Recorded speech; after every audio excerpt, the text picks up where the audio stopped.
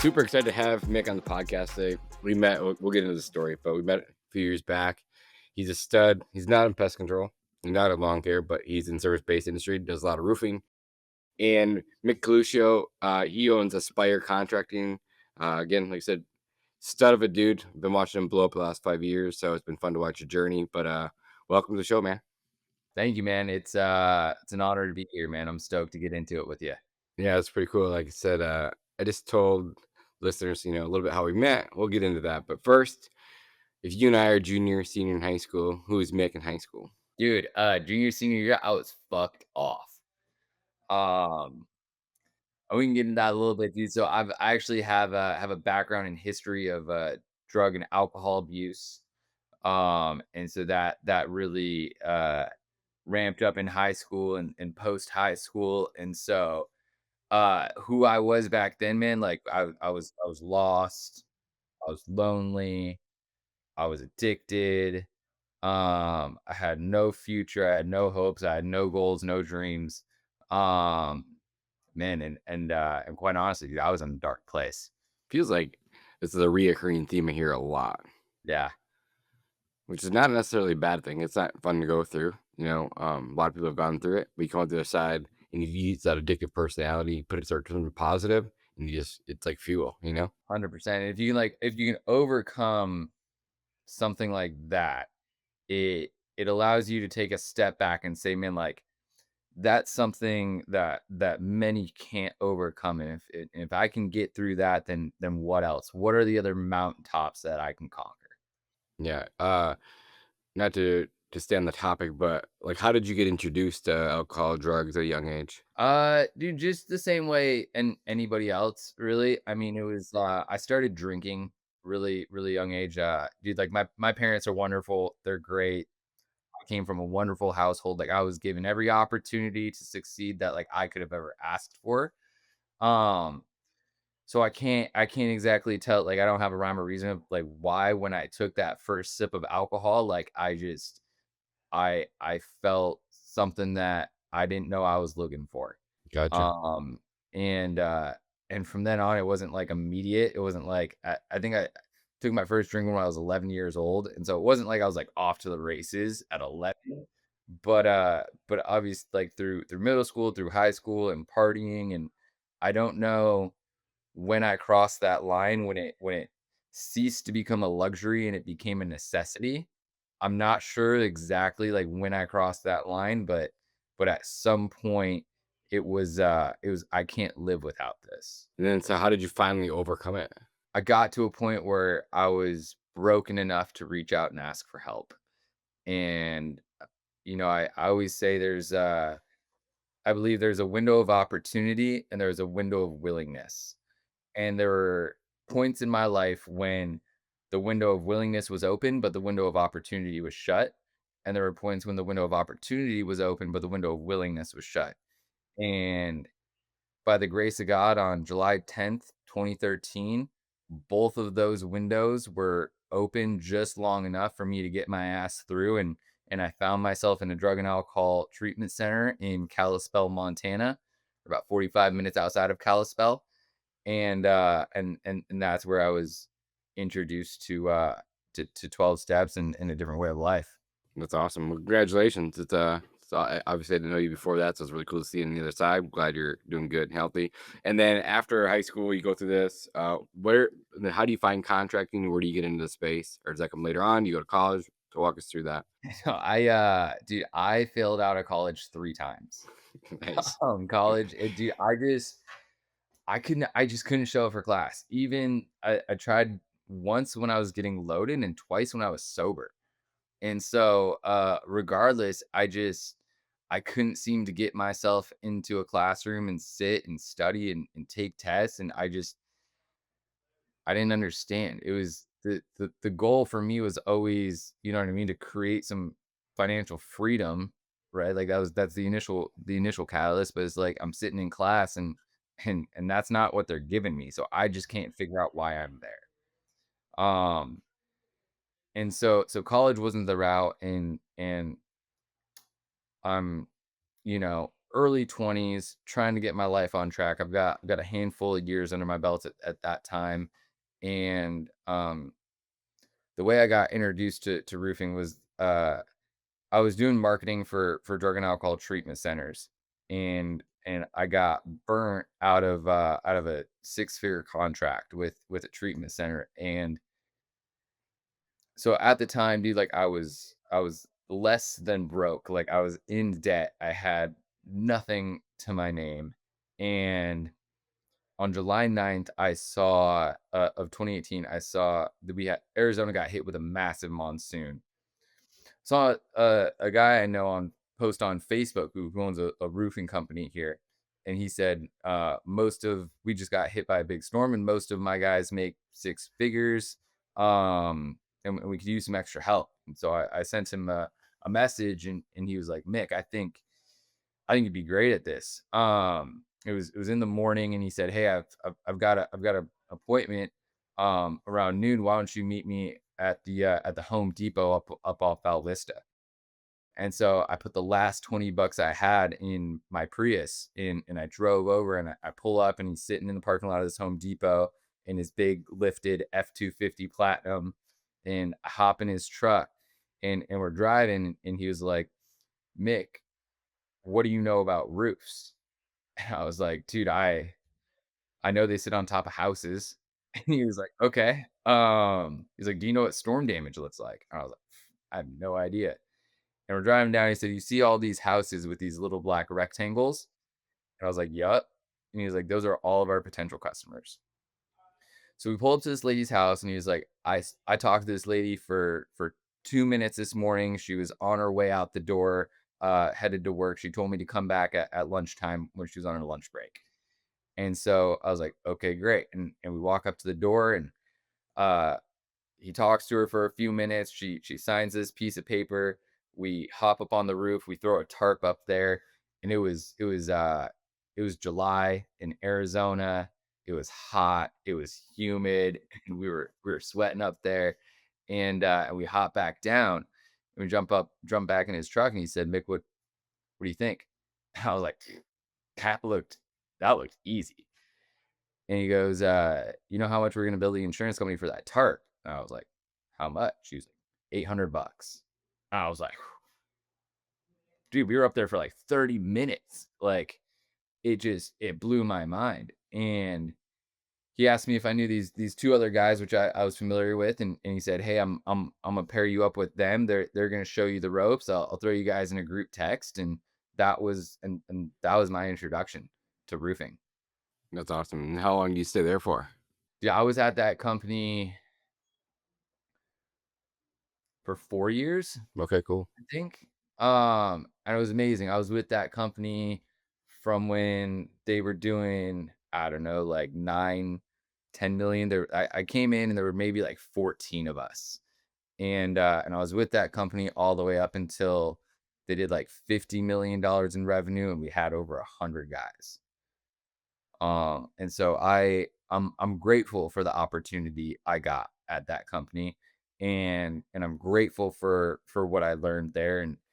And I got the opportunity to to learn how to sell, and really learn the process. I got the opportunity to recruit.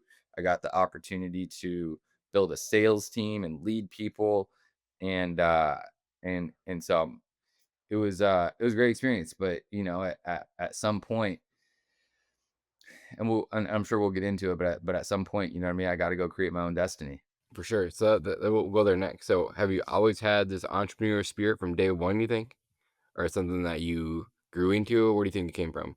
Yeah, for sure. I would say yes. It's always been there. I think so. I mean, early on, selling drugs, right? Learning I could buy something for this much, split it up, sell it for that, and make the difference, right? Um, and then even in when I was like early on sober, my roommate at the time was in the WP Carey Business School at ASU, and he was taking some business classes, and I would actually go and sit in on the lectures. I not like I couldn't take tests obviously, but he was like, it's a big auditorium, like no one will notice if you show up. And so it's like I always just remembering, like, constantly Googling, like, how much does this profession make? Like, how much does that profession make? In being fascinated with business. And and I didn't know what the opportunity would be, but I think it's when preparation meets opportunity, that's when success can happen. And so I was constantly preparing, not knowing what that opportunity would be. Are you sick of paying marketing agencies and not getting results? Well, we are hosting the #1 step-by-step class on how to attract and generate sales without paying a marketing agency or having a huge budget. Most lawn care and pest control owners get stuck at a ceiling because they're dealing with outdated systems or relying on guesswork waiting for the phones to ring. Our upcoming class this Thursday provides proven strategies to generate hundreds of leads without a huge budget. We'll show you how to build a predictable system to grow past $1 million. We show you how to automate your marketing. We'll also teach you how to delegate and build your team so you have more time. So click the link in the description below. Trust me, you're not going to want to miss this. This is the one thing that I wish I had learned a lot sooner. Now, let's get back to the show. So then how do you go out and start this? How do you go out and start Aspire? Like, I'm assuming you're not a contractor. You don't know, you're not going to go lay roofs, I'm assuming. Yeah, no, I've never been on the labor side. So I'm not blue collar. I'll be honest about that. So like I said, you have a construction company, like walk us through all of that works. Yeah, absolutely. So the kind of story to the inception of Aspire is the year before I left that company, my team as a whole did $10 million in revenue. And I was in talks with that company about opening up a branch for them in Las Vegas. And it was about a year or so where we were having these conversations, and but kind of getting the runaround on what like the financial end of that looks like. And after some time, eventually we get to having that conversation, and they made an offer of what it would look like financially. And it was less than favorable. And I remember calling a mentor of mine. Did they only have one office at that time? Yes. Okay. They had tried to go into California. That didn't work. They didn't have the right people in the right seats, and so they ended up pulling out of California. Um, but I remember calling a mentor at the time, and I was I was trying to sell it to him, right? Like I was trying to sell this to him, and uh and he started laughing at me, and he was like, "Mick, you know that's a bullshit offer. Like deep down, you know that, right?" And I was like, "Yeah, dude, I know." And I'd had the conversation with him a couple times before about like starting a roofing company, and he was like, "Mick, I'll have this conversation with you once a year about opening up a company, but like, I just don't think that you're the kind of guy that does that. That just has this dream that talks about it once a year, but never actually takes any action." And I was like, "Dude, you're right." And so that was Thanksgiving weekend, and I made the decision Thanksgiving weekend to start Aspire. I was licensed by December 30th. So within a month span, I went and I took my KB2 test, which is the residential commercial general contracting license, and and I passed. So you just got done telling me that you can't take tests, but then you go past this test within a month because if again your addictive personality takes over, I'm assuming, and you go all in on the thing you want to learn. Well, there's a tangible result at the end, right? Like I can see, like you give me a test in school, and I'm like, I don't care, Why? Yeah, right? why? Why? But it's like I can see, like, if I can put my head down and study, um, this has a tangible result at the end. Yeah. Where did you find that mentor early on? I actually found him in the 12 step rooms. He's my sponsor. Cool. Gotcha. Yeah, I've been incredibly blessed in that area to have such a great mentor in my life. So is he a mentor? Like he's a business mentor too? So he obviously a business guy too. Yeah, he's actually now one of the partners here Oh, at Aspire. really? Yeah. Yep, and he's got a great background. He's the COO of a drug and alcohol treatment center that he has scaled to tens of millions of dollars. And so he has really, really good understanding on the back end, like operations of a business and how to implement those and then scale those up. Yeah, that's cool. So then you go get your license, and then what happens? Okay, so I go get my license and I didn't tell anybody. I told my wife, I told my sponsor, and I told my parents. And that was it. What'd your parents say? Dude, they were nervous, but they were confident in me.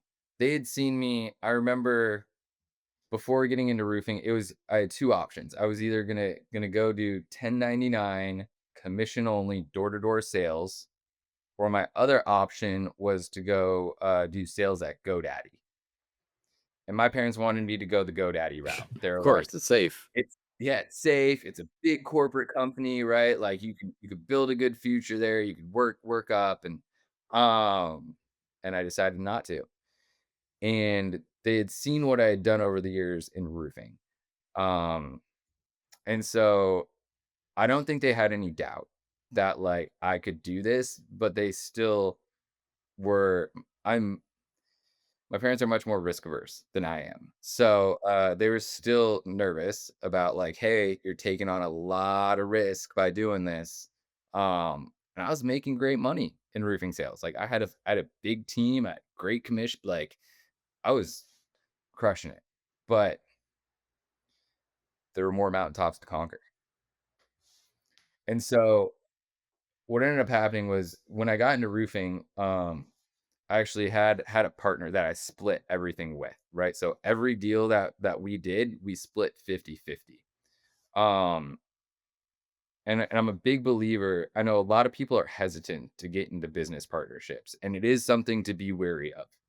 But if you find the right person or people, then 1 plus 1 should equal 3. And as long as 1 plus 1 equals 3, it's a good partnership. And so as long as for So the whole time we were in a partnership, 1 plus 1 equaled 3.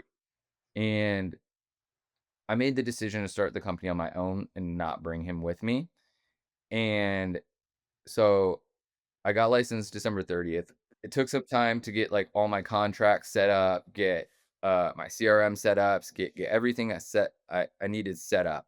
And then I'd sold the first roof. I'd signed the first contract on my own contract, and that roof got bought by the insurance, and I had ordered materials from the supplier, and I'd scheduled the labor, and still nobody knew that I was doing this. And so it was literally that next week I was supposed to install this roof, and I was like, I got to go have these conversations. And so I did. And I went down and I sat with him and I had that hard conversation. What was that like? Dude, it was tough. It was tough. We had worked together for the last 4 or 5 years, and it was nothing against him, right? He's he's a great dude. It was just something that I needed to go do on my own at that time. Do you think that because they only had one office, they didn't know what a second office would look like? They didn't have that part of the business built out yet? No, No? no. Now to this day, they I really what ended up happening and why this is my assumption is when I left, they actually got bought by private equity. Ah, I gotcha. And so now they're in the process of doing the whole platform and rolling up other companies. So they're the platform company, and then there's buying up some other small operators and building. Yeah, gotcha. Cool. So, but they're the platform company? Yep. Well, the whole platform is One Solutions.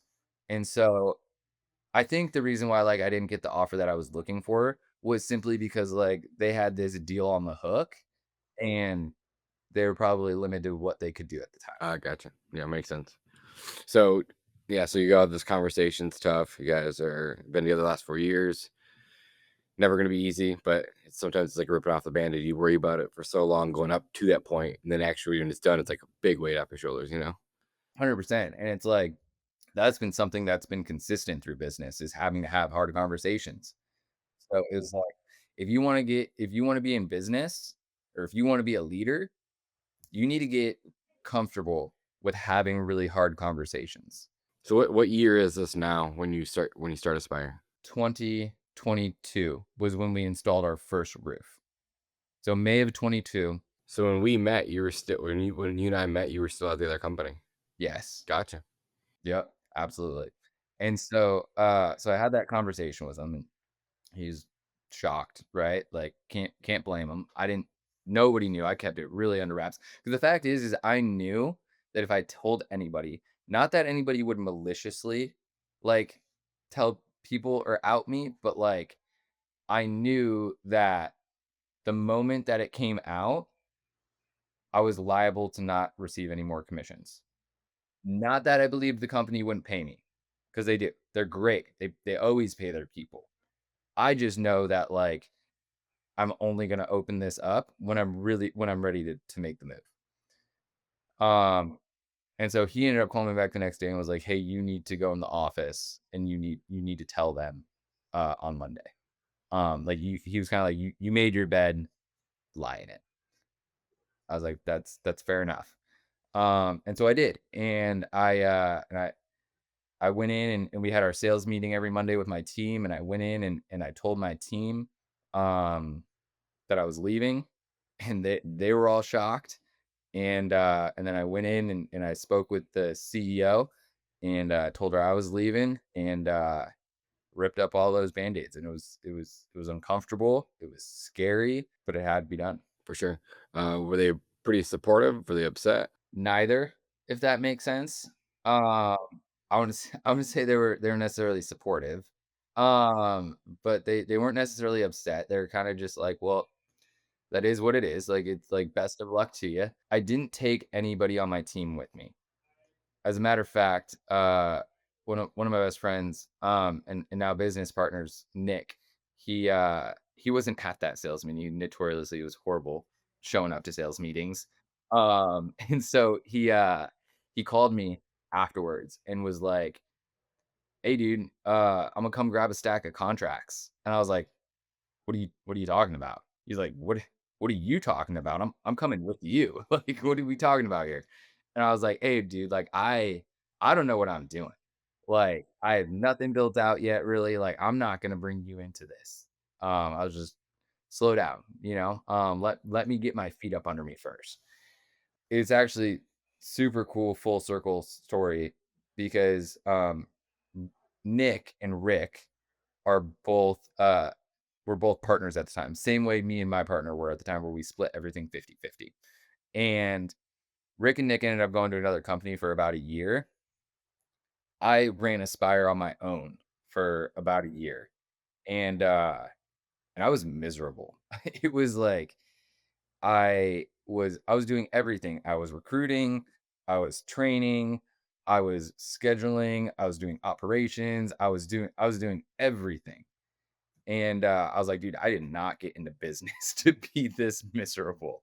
And Nick had started approaching me and asking me questions about how I got licensed and how I start up and all that sort of stuff. So I knew him and Rick were kind of gearing to make some sort of move. And and I approached them and ended up striking a deal with them to come into Aspire as equity partners. And so Nick is phenomenal when it comes to sales. One of the best salesmen I have ever met. And Rick is great when it comes to like production and scheduling and like labor, and he's been in the trades for his whole life. Um I can sell and I can do production, but those are not my strong suits. My strong suit is the ability to cast a vision and get people bought in. And so it was a great opportunity because I believe that like our strengths and weaknesses really balanced all of each other out. And so I ended up making a deal with them and then they came on to Aspire as partners. That's awesome.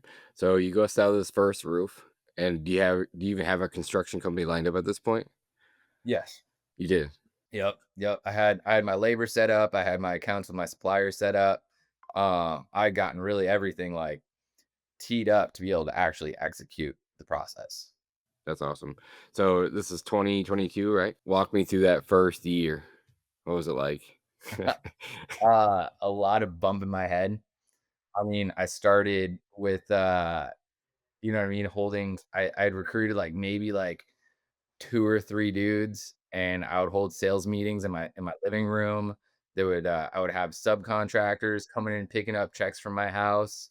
Um, it was just a lot of bumping my head and figuring it out, dude.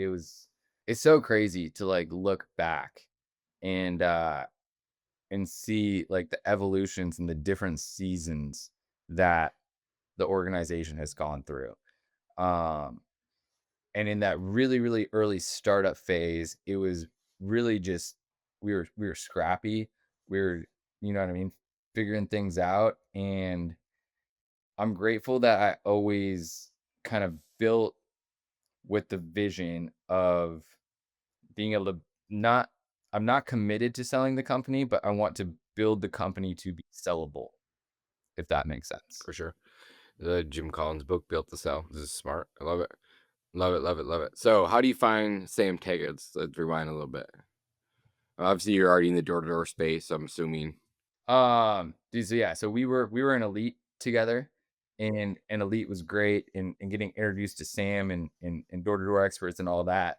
I remember it was he had a circle event where he brought Wim Hof out, and I was like, that looks super dope. And I hopped on a call with you remember I Kyle do. Berger. Kyle Yep. Berger. Yeah.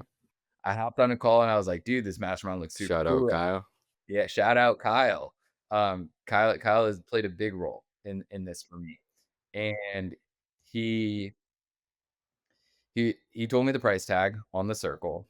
I was like I don't think he was like, these it's mostly owners and CEOs. And I was like, well, I just run a team, right? And he's like, well, then you probably a better fit for Elite, which is top sales guys and managers and leaders. And I was like, awesome.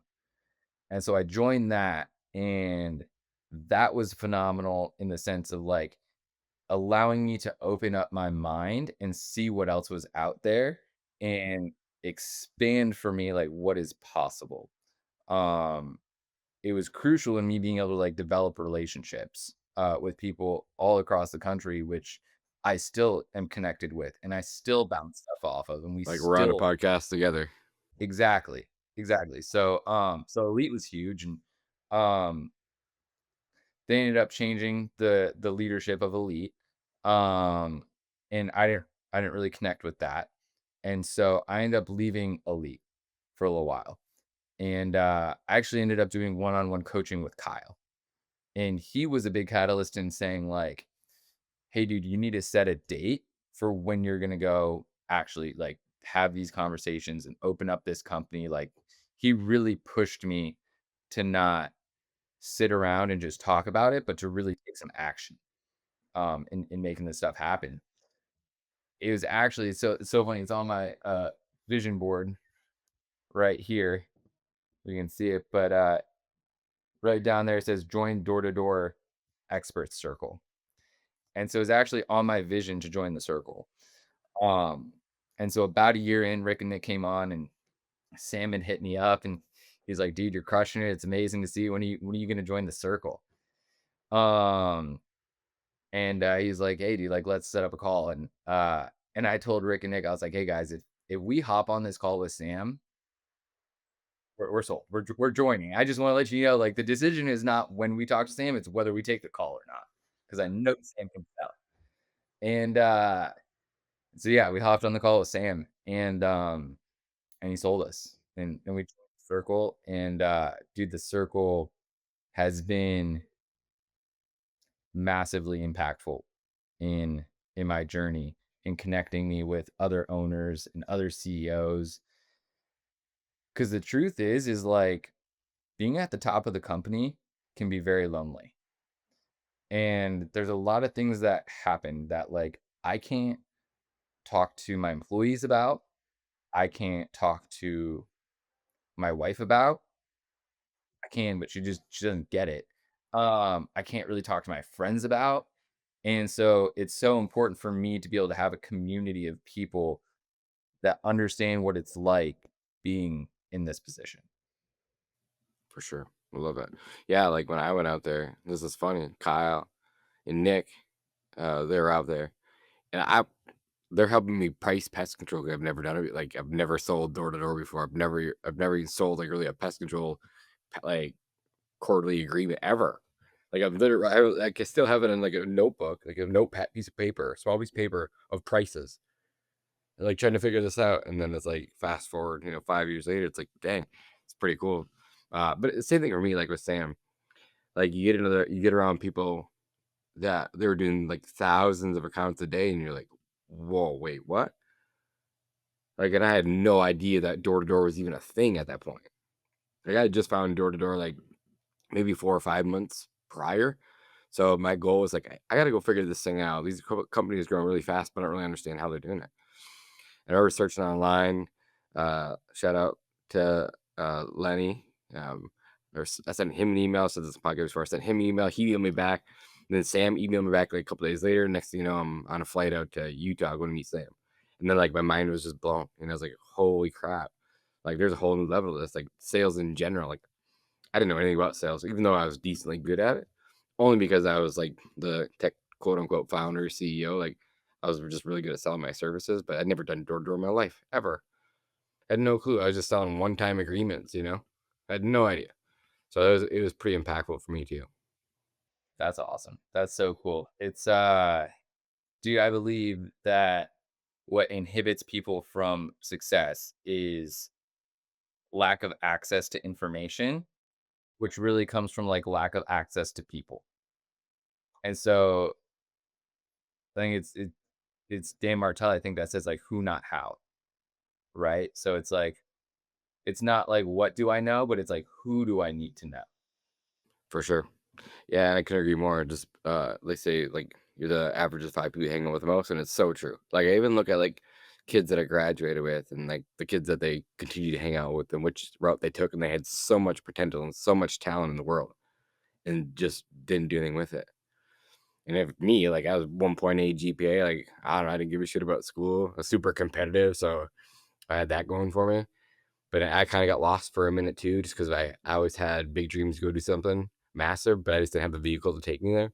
And, like, once I found pest control and Sam, like, I finally found the vehicle to take me around to go. And then now it's the podcast, and it's just all, like, we'll get into content in a little bit, but, like, just putting it all together, like, Sam is what unlocked it for me? And it cost me a shit ton of money. Like, I couldn't afford it. I couldn't afford to be there. I put it on a fucking credit card. It was like 80 grand. I couldn't afford it, but did it anyway, and it changed my life forever. And every time that I've done that, spent, 80, 90, $100,000, it's 10x my business, like literally immediately. Cause that same month or same week, I came back and recruited like 4 dudes. In our first like week and a half, somewhere in there, we did like 90K. And I was like, holy shit, this is going to be awesome. Yeah. Dude, it's I can't speak enough to like the willingness to invest in yourself. For sure. And then just having that open mind to always want to learn. Every time I've invested myself, dude, it's uh dude, the ROI is like still occurring. You know what I mean? Like that's what I think is like the investment in yourself. You can invest in stocks and you'll receive the ROI when you sell the stock. You can invest in real estate and you'll hold the ROI until you sell the piece of real estate. But like you invest in yourself and you'll receive the ROI until the day that you die. So in my eyes, it is the best investment that you can ever make. I couldn't agree more. Um, if you were to go back and could start Aspire over, what's one thing that you would have done differently? Oh, I love that oh question man. because the business is growing so fast and it's evolving like overnight, literally. Especially the first couple of years. Like every day it seems like something's changing. Yeah, I don't know. I'm not a big on like going back and like doing anything different because like believe that it's just all part of the journey and the mistakes that I've made are lessons that I had to learn and like I wouldn't take those mistakes back because then I would lose the lessons. But I guess like some like the biggest lessons I learned early on was the importance of having the right people in the right seats. I made some pretty bad hires early on. I went through like 3 or 4 office managers until I finally found someone solid. And so I think just like making sure I have the right people in the right seats has been like one of the biggest lessons I learned early on, because I learned the impact of having the wrong person. For sure. Yeah. And then we'll switch over to recruiting a little bit. You said when you first started your business, you had like 3 or 4 reps. Did you continue recruiting? You guys still heavily doing door to door? Oh yeah. Yeah. I mean, are you just in Arizona? Have you expanded, or you taking over Arizona still? Yep, we're still just in Arizona. Um but it's so funny cuz I believe that if you're my friend, you either have sold roofs for me, do sell roofs for me, or will sell roofs for me. Like for me, it's not like an if, it's a when. And it's so funny because we just hired a director of sales uh, who starts on Tuesday, and I think a lot of people try to go after recruiting the same way they go after sales, which is like I try to recruit, and if I get shot down, like I just go on to the next. And where I found most of my success is in playing the long game. And this director of sales that we just hired, I've known for 6, 7 years. And I've never directly tried to recruit him, but I've always planted seeds. And for me, it wasn't like an if, it was like when. Yeah. My CFO and my COO, same thing. I knew them actually, I met one at Sam's event, one of Sam's events. Never recruited her, never tried to recruit her, always remained friends. I mean, but to this day, their company probably thinks that I did recruit her, but I definitely did not. She was leaving and she left, and I told her to stay for a year. She ended up leaving. And when she told me she was leaving, I was like, she's way too good to leave her, to let her not come back here. So I recruited her at that point. And the same with my CFO. I had known him for 5, 6, 7 years. He was a controller for a massive construction company, and I always planted seeds. And I didn't swear to God, Mick, he laughed at me the first time I told him. He's like, "Yeah, there's no way." He's like, "I hear a lot of guys say that, but no, never happening." 4 years later, he's the CFO of our company. So it's super cool. So we did the same thing. And I think like that's the important is like staying in people's circles, right? Because for me, it's like when I want to be the person that comes to mind when the opportunity presents itself. When they're going through a big life change, when they lose a job, it's like I want to be I want to be there. One of my guys here, like I actively tried to recruit him for years, and he had a great paying job in the behavioral health industry, and it wasn't until he lost that job, and I was like, brother, you're in the perfect place to jump into roofing. Like, what are you waiting for? And it was just the right timing. And so I think a lot of recruiting, especially like recruiting like A-level players, is more so about timing than it is anything else. Yeah. Where are you finding the majority of your A players? We've had really good success with people from like the restaurant industry, like bartenders, servers tend to be really good. They're great at talking to people. They have no problem just striking up conversations. Um, and so that's been a place where we found some really good talent. Um, and honestly, at this point, Nick does most of our recruiting. And I remember Nick was always phenomenal at sales. And when I brought him on, I told him, I was like, hey dude, I'm gonna be delegating recruiting over to you. And he was like, dude, I suck at recruiting. I was like, dude, it's sales. That's all recruiting is. It's instead of selling someone pest control or selling someone a roof, it's like you're just selling them an opportunity to change their life. And for me, like I think that's a way easier sell. Like I am way more passionate about the opportunity of someone changing their life than quite frankly I am about roofing. For sure. Couldn't agree more. Um, so define your roles for like you have 3 partners, right? Tech, yes, me plus three. Cool. I gotcha. And so uh I'm assuming one is more of a passive, and then the other 2 are heavily involved. Is that kind of what I'm Yes. gathering? Cool. Yes. The three that are heavily involved, what are the roles and responsibilities there? So I sit in as the CEO of the company. Nick is our CSO, and Rick is our production manager. Cool. And so, what does your CSO do like on a day to day? Well, that's about to change now that we have hired a That's why director I'm of, asking. Yeah. right? So that's he's which is great because it's giving him an opportunity to start looking at things in more of a bird's eye view. But I mean, he's training sales dudes, he's recruiting, he's making sure we hit our sales numbers. He's helping manage pipeline. He's doing pretty much anything that has to do with the sales team or the sales department is Nick, Yeah. And now that's going to be your new director of directors. sales. Cool. Yes. And then what is Nick's new job going to be? Just overseeing all of it, tying it Hmm. all together? Yes. Cool. And then how much of your work, I'm sure I know the answer to this, but I know you do a ton of door to door, but you also just, you said you're managing like leads. How much, not actual like revenue numbers, but like revenue splits per by percentage comes from door to doors versus inbound leads? Dude, 99% is door to door. Really? Cool. Yeah. We do very little, like we don't spend any money on lead generation. Um, it's all door to door. Awesome. Do you guys get a lot of storms in Arizona? We do.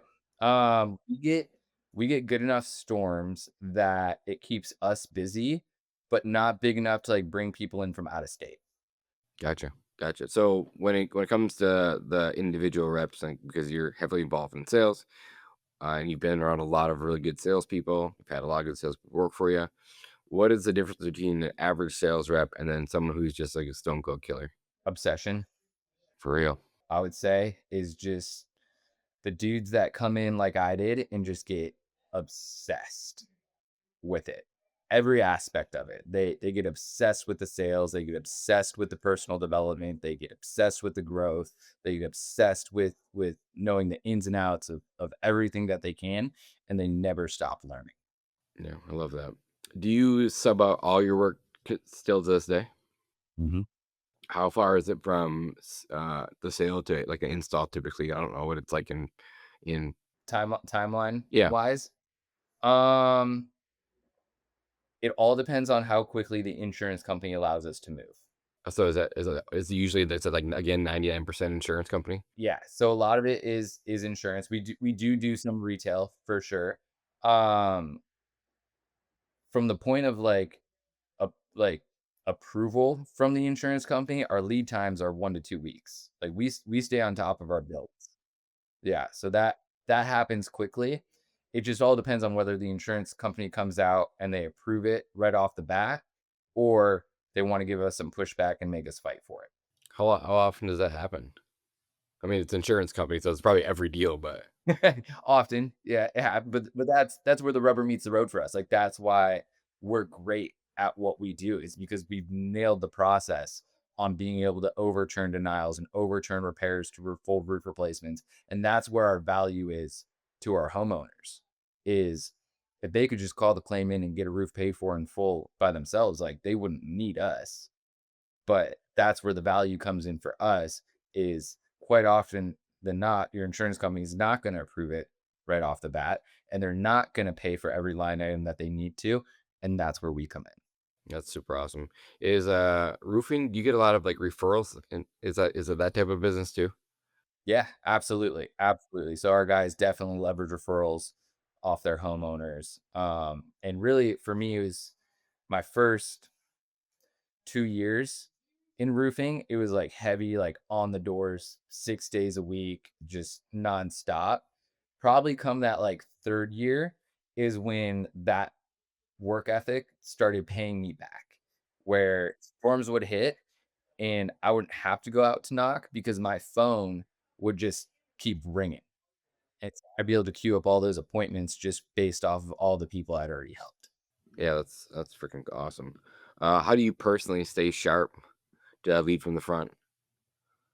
I know I think I know the answer because I follow you pretty closely, but Yeah, yeah, dude. For me, it's all about discipline. So we've got three core values in our company, and that's growth, discipline, and go-giver. And so for me, when it comes to growth, it's less about like the growth of the company and like our numbers and more so about like the growth of the individuals. Because at the end of the day, a business is only as good as the people within it. If the people are not growing individually, the business will not grow. And so we put a massive emphasis on personal development. I tell dudes when they come here, if all you do is come to Aspire and make a fuck ton of money, we failed. If you don't become a better husband, a better father, a better son, a better brother, a better fill in the blank, then I don't know what we're doing. And so we put a heavy emphasis on the personal development and the growth in all areas of their life. How do you help them with that? Uh, I'm huge on setting goals. And so like last year in December, I sat down with all my guys and we lined out goals for their professional life, their personal life, and their financial life. And I want to see them succeed in all areas of their life. Like I don't want to see you make a ton of money and then go home and have a horrible relationship with your wife and not show up as a father. That's not it to me. Like I believe that you can have it all. You can have it all. And so it's like I want to know what they want to accomplish. I want to know what the dreams are. I want to know the trips that they want to go on. I know one of my managers here, like he had a goal. He wanted to buy his wife a new car. He just crossed that off the list last month. He wants to get married this year. And so it's like staying with him and being like, hey, did you pick out the venue? Like, if you guys booked the photographer, like, where are you at in this process? If you pick the date. And I believe it's like, if I can help them grow in those areas of their life, like, that's where the loyalty is made because no other company does that. They don't care. They just want the money, give you the numbers, don't care what's going on outside of that. Like, I care. Like, I give a fuck about my people. And so that's where like the personal growth and the personal development comes in. I know that not everybody is going to be with us forever. And one of the biggest honors that I can have is to be somebody's stepping stone. And if somebody comes here for a year or 2 years and they decide to leave and go on to the next thing, as long as they can leave and they can say, I grew as an individual while I was here, like that to me is like that's the biggest win that I could have. Yeah, I love that too. How often do you redo your vision board? Once a year, I redo my so at the end of every year, we typically have an event where I bring everybody in and we go through and we evaluate what we did this last year. We reset goals for the next year. We try to push the boundaries and we try to get very clear on our personal visions and what we want to achieve. Because if you don't have a roadmap, you're not going to get to where you want to go. Couldn't agree more. We do it every New Year's Eve as an entire team. When we buy, like, we ordered a shit ton of like poster boards, those glass cases or whatever. We just bought a shit ton of them, so we had them. So every year we just redo them, and everyone gets together. We build it up together. It's really fun, and most people are out drinking, getting shit faced. But for us, it's like we're going to go accomplish something for the next year. So we do it every New Year's Eve.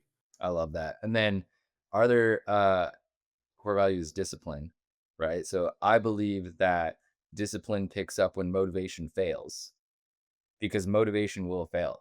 I'm sure it's not every day do I wake up and I'm just like fired up, right? Like there are days where it's like I don't want to get in the cold plunge. I don't want to go to the gym. And that's where discipline kicks in. Is I believe that discipline is a form of integrity. And if I can't keep my word with myself, how am I supposed to keep my word with anybody else?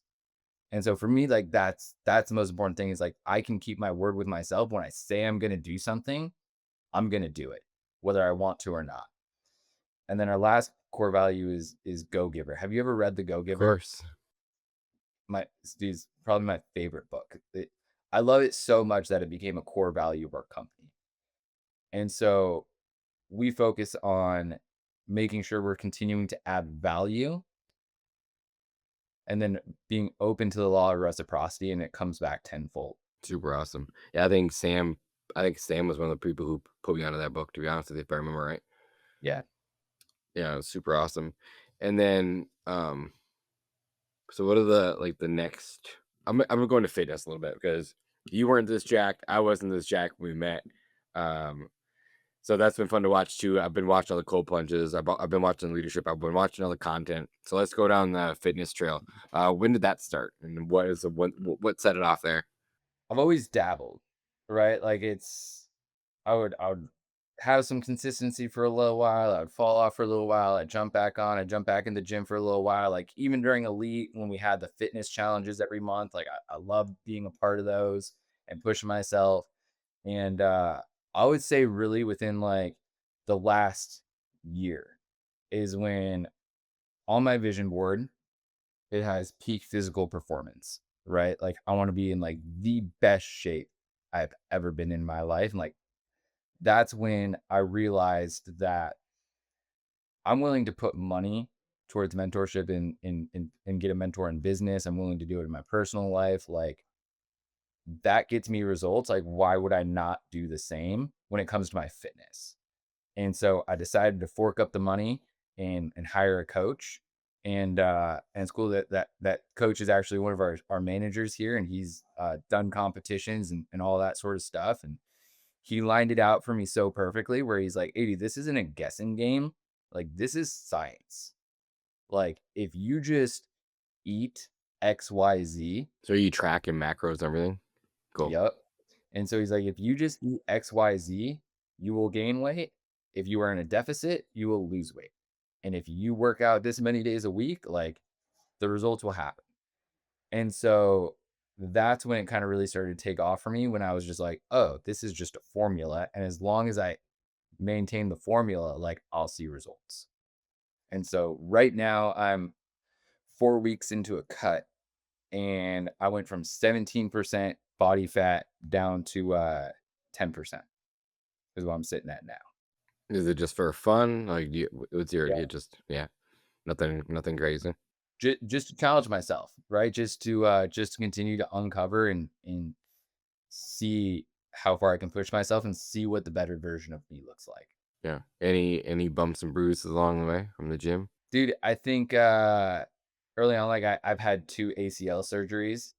And so that's always been tough. And so just remembering that like this is the long game that I'm playing. And so I don't need to get to where I want to go like tomorrow. It's like just keep your head down and like keep putting the work in. And so luckily over the last year, like I haven't had any major issues. Yeah, that's cool. And then the cold plunge. So dude, the cold plunge I've been on for I've been watching every like videos daily. You jumping into cold plunge. yep, yep. Did you make that? Did you buy that? I made it. Yeah, I think it's like an older freezer, refrigerator, right? If I remember. Yeah, yeah, yeah. So Yeah, yeah. it's all together, like to build it out, it cost me maybe like $1,100. Really? Yep. So how'd you build it? So I went and I got a deep freezer. And that was the biggest that was like 600-700 bucks. I sealed the inside of it. I got an Inkbird thermometer that turns it on when it gets when it gets down to 39 degrees, and then it turns off when it gets to 41 degrees. So it always stays between there. I got a filtration system in it. I got an ozone generator, pumps ozone, keeps the water clean. This is like a YouTube University one. I do. I just joined a Facebook group, Oh, and it has really? all the directions on You there. should share that with me. It'd be cool. I will. I will. It was. It's. I've maintained pretty good consistency with it. For the last several years, I probably only really started posting in the last year on it. And for me, it's like so much less about the physical benefits. Like I don't do it for It like, just fucks with you mentally. yes, it's You like start the day with it, like the every Joe morning. Rogan style. Like just start out something hard to make everything else the rest of the day easy. Yep. First thing I do is I get up, go in my backyard, I meditate for 5 to 10 minutes, and I jump in the cold plunge for a few minutes. And I think the biggest benefit that it's given me is I'm intentionally putting myself under stress and I'm having to keep myself calm. And so it applies into my life, especially in business, right? Like when it gets chaotic, I'm able to really keep cool and calm and collected, and I don't get those huge emotional spikes under stress. Yeah. Does it get any easier even though you do it every day? Dude, some days I jump in and I'm like this morning I jumped in and I'm like, dude, this is great. I could sit here forever. Other mornings I get in and I'm like, this is the worst thing. Like, I'm just gritting through every second of this. So just day to day, it can change. Yeah, this is probably a little bitch in me right now, but like, do you know what it's like living in Michigan in the winter? It's like negative fucking 30 as it is. Then you want to go sit in a cold plunge and you can't get out and be warm. Like, that sucks. Yeah. That's just me copping out, but I'm just saying Yeah, it is. because it's cold. Yeah, it's not Arizona where you get out, it's 50, 60 degrees. Like, it's fucking negative 30, like, no lies. 6 feet of snow. It's not fun. And then, I don't want to take up too much time because I know you're busy. We're already an hour into this thing. It feels like we could probably go for 3 more hours. So I'll speed this up. Talk a little bit about content because I seen you started like really getting into leadership development, posting content, Instagram. Been watching it heavily on there. Where did that call come from? What made you decide to do that? What's the What's the reason for it? Is there a reason for it, or is it just walk me through that? Absolutely, dude. I know that I have a lot of value to give. Uh and I had to get to the point where I realized that it was selfish of me to not try to give that value. And while it can be uncomfortable posting, especially in the beginning, The first 100 videos sucked for me. yeah, it's uncomfortable for sure. But it's like I just had to remember that I'm doing this for the people that can use it. It's not about me. Like I'm not out here to become Instagram famous. I'm not out here to like get hundreds of thousands of followers. Like I'm here to help. I'm here to make an impact. And if my content can help make an impact for one person, then the purpose is being fulfilled. I love it. Do you also selfishly, maybe is the wrong word, but like, are you trying to get recruits from it too? That is for sure a result of it. Like being the authority figure in your space. Yeah, dude. And ultimately it's weeding out the people that aren't fit, right? Because it's like I'm very vocal about what our standard is, the type of people that we attract, like what we're looking for. And if that's not you, then then this probably isn't the organization for you. And so I think it also acts as a good filtering mechanism because it detracts like the people that aren't a good fit, but it also attracts the people that are aligned with what we're trying to do. Yeah, super smart. And then I'll just end it with one last question. Give me the next 5 years for Aspire. What are you hoping that it looks like? What do you want to do? Tell me this big BHAG you got. Yeah, dude, it's not a guessing game for us. It's cool because I write mine down every single morning, so I'm right there with you. it's really cool when you realize that like business isn't a guessing game, but it's just if you do A plus B, like you get C. And so for us, what we just rolled out recently was our guys have an ability to earn equity in the organization by opening up new branches. And so what the next 5 years looks like is giving guys the opportunity to sit in the same seat that I'm in. Because you've been through this pain point yourself, and you know that you're going to lose guys like yourself that you could have had go open up your own branch, but you said no or give him a quote unquote shitty deal. But it's like, how could you give that guy who is just like me the next opportunity to go do something like this together? Absolutely, because we would rather collaborate than compete. Dude, I would rather have a small slice of a watermelon than a big piece of a grape. I love that, man. So cool. Growing the pie with people that we love and that we want to take this ride with, and so that's what we're really excited on. That's what my main focus is right now is building out this structure and building out that roadmap. Yeah. So I won't ask areas, but how many offices you looking to have in those 5 years? As many as possible, honestly. It's we're ready. We're ready to open them up when the people step up and are ready to take them. Cool. I love that. Any last piece of advice for the listeners that maybe just starting out in business, entrepreneurship, even business owners in general, like they're doing millions of dollars? What's a good piece of advice? Yeah, dude. I think what comes to mind is a video that I saw from Sean Whalen yesterday, which is simply don't give up. It's that easy, honestly. It's hard. It's hard. It's It's hard. Don't give up. You're going to hit roadblocks. You're going to hit obstacles. There will be moments, I've had them, that it's like, why am I doing this? And just don't give up. Keep pushing through those. And then I guess to tag on the end of that is talk to people, reach out to other owners, reach out for help, reach out to connect. Like, entrepreneurship doesn't have to be a lonely journey. Yeah, I agree. What about your personal life? Got some goals in your personal life? Fitness, big one. Just keep pushing myself in that arena. Travel. My wife and I, we love to travel. We take a lot of trips, and I'm sure you've seen it on Instagram. And so, dude, I think just continuing to explore the world, and that's a big passion of ours. Yeah, I'm actually going to be out in Arizona like the 23rd and 24th next month. I'll shoot you a message and we'll connect for dinner or something like that. Yeah, would love that. That'd be cool. It'd be awesome to catch up. But dude, I appreciate you being here with us today, taking the time out of your busy day. I appreciate your friendship. You're absolute fucking stud. You're murdering it. It's super fun to watch you from afar. So just keep doing what you're doing, man. Thank you, brother. Appreciate it. Yeah, talk to you soon. Hey guys, thanks for listening to another episode of Pest Control Millionaire. We don't charge any money for the show, but the podcast isn't free. Please like and subscribe and give us a 5-star review in your favorite podcast app. This makes a huge difference for us. If you have any specific questions about your business or your personal life that you'd like answered by me or any of my podcast guests, please send an email to info@pestcontrolmillionaire.com. And if you want to get in touch with me about our marketing class, we do a live version every Thursday night. Check out our website at pestcontrolmillionaires.com. Thank you guys for listening. I'll see you guys in the next one.